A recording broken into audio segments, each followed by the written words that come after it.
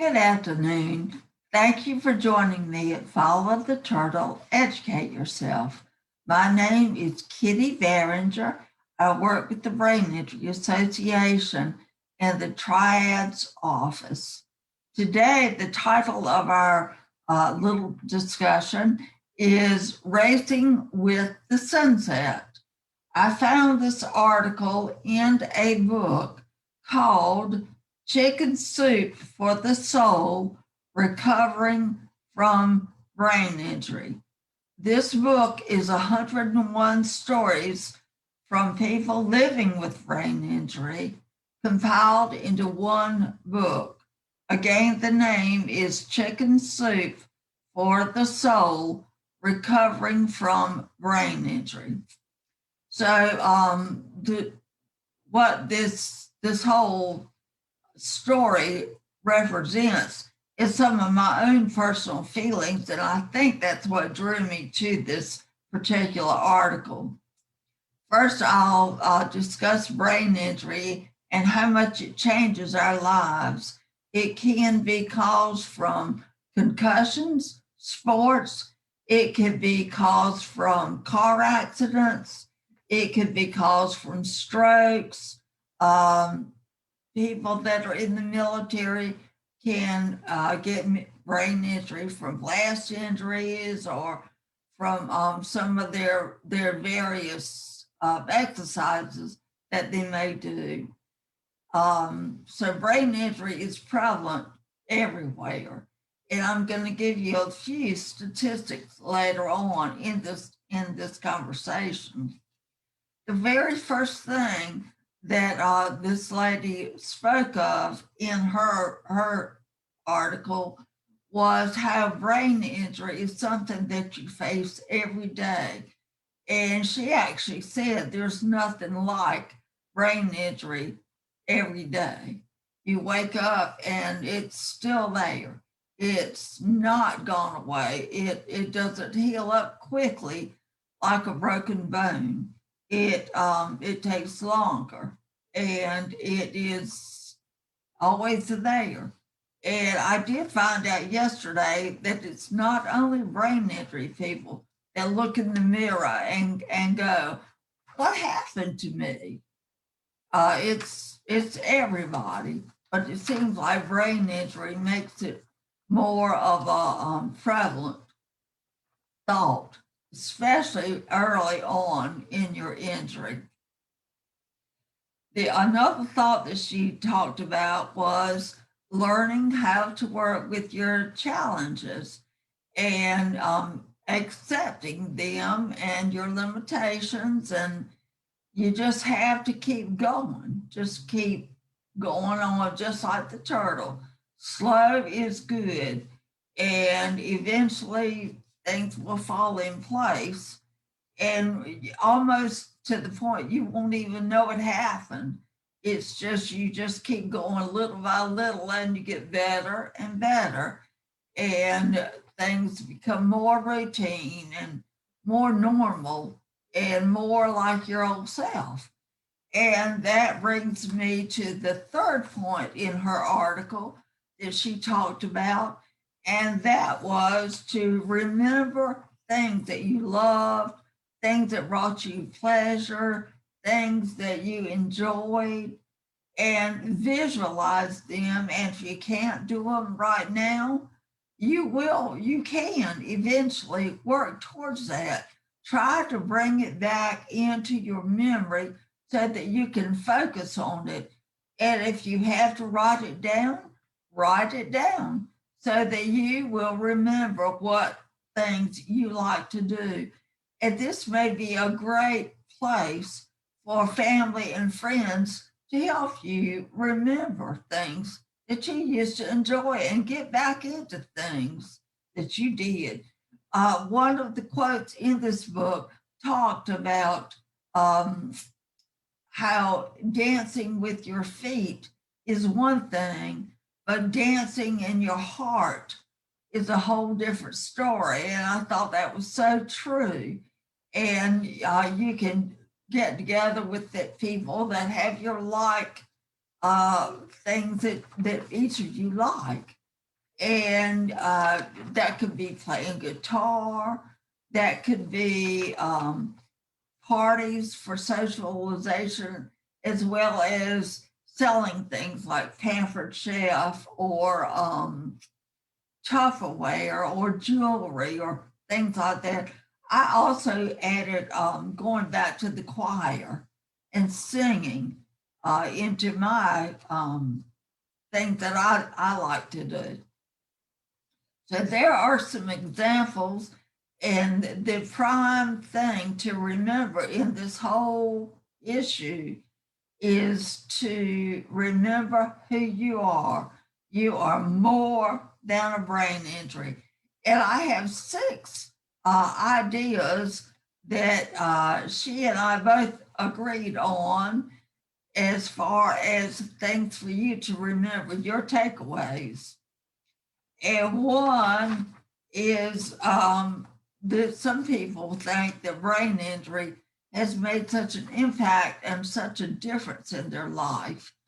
And a lot of people feel like that they're better people than they used to be.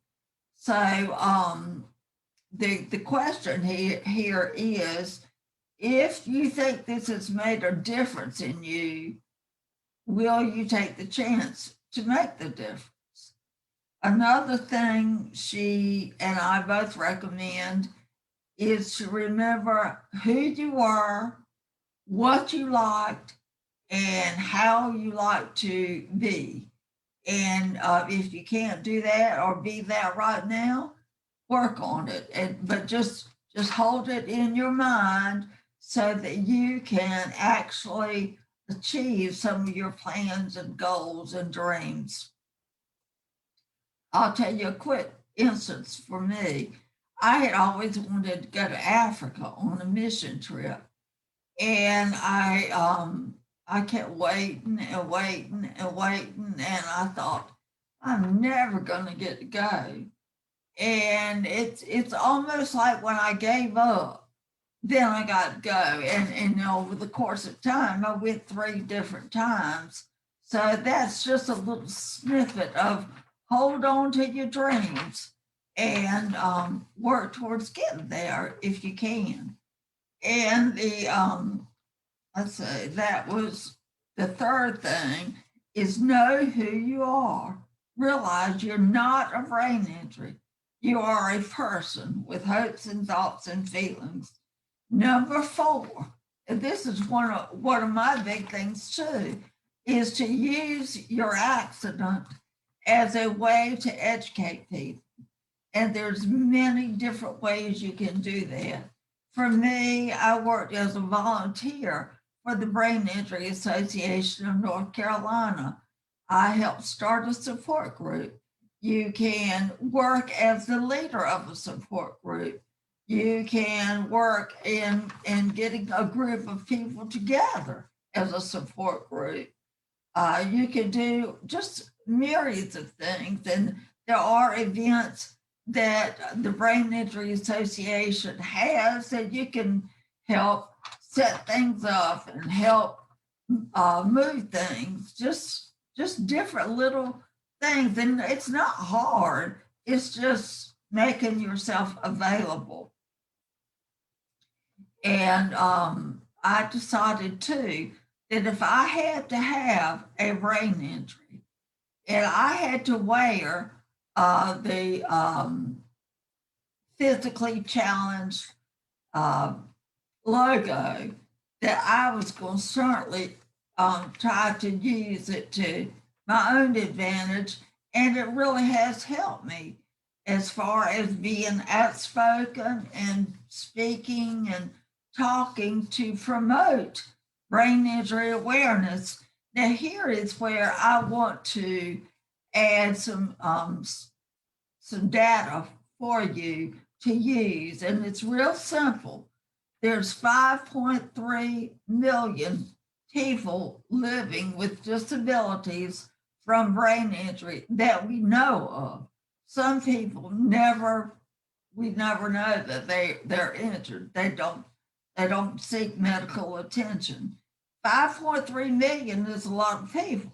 So we have a large group to spread information about us.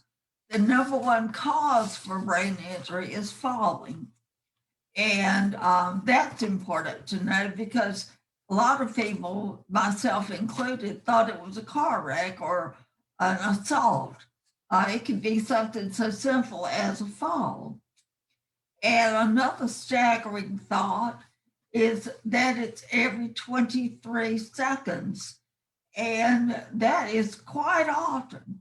I did not count up how many people that is in a day, but divide the 24 hours by 23 seconds. And that's quite a lot of people that are that hurt each day. A fifth thing that I wanted to reiterate is to know that you're going to have struggles. Brain injury does not go away. It gets better. That you're going to have good days and you're going to have bad days. But, and at first it seems like there's more bad than good. But eventually it gets to where you get so much of your own life back into your routine that the brain injury kind of takes a back seat. And it becomes less obvious and less prominent in your life, in your thoughts. The final thing that I wanted to talk about is to always try. Do not give up. Just keep going. Even when it's hard, just keep going. And you will finally beat the sunset. You know, your life will be back on track and you will be happy again. But you got to bring your life, your things that you like back into your life. I wanted to end with some really great quotes that were also in this book, Chicken Soup for the Soul, Overcoming Traumatic Brain Injury. The first quote is, I can be changed by what happens to me, but I refuse to be reduced by it. So brain injury happens to you, but refuse to be reduced by that. No one remains quite what he was when he recognized himself. That is by Thomas Mann. The first one was by Maya Angelou. The third quote is going to be, one may walk over the highest mountain one step at a time. So little by little, you can walk over the mountain of brain injury. The fourth quote, well, that quote was Barbara Walters. The fourth quote is from Nito Quadain. He is the president of High Point University. Your present circumstance doesn't determine where you can go. They merely determine where you start. So you can look at brain injury not as a bad problem, but as a start to a new productive life. So that is the end of this discussion. I hope you have enjoyed this. I know it goes into some dark feelings, but then some good feelings, some light feelings. So I hope you have enjoyed it. I will be back May the 20th. No, I'm sorry, May the 18th. And I hope to have a special speaker with me that day. You do not want to miss this event. So I look forward to talking to you, and I hope you have a good day. Thank you for joining me. Bye for now.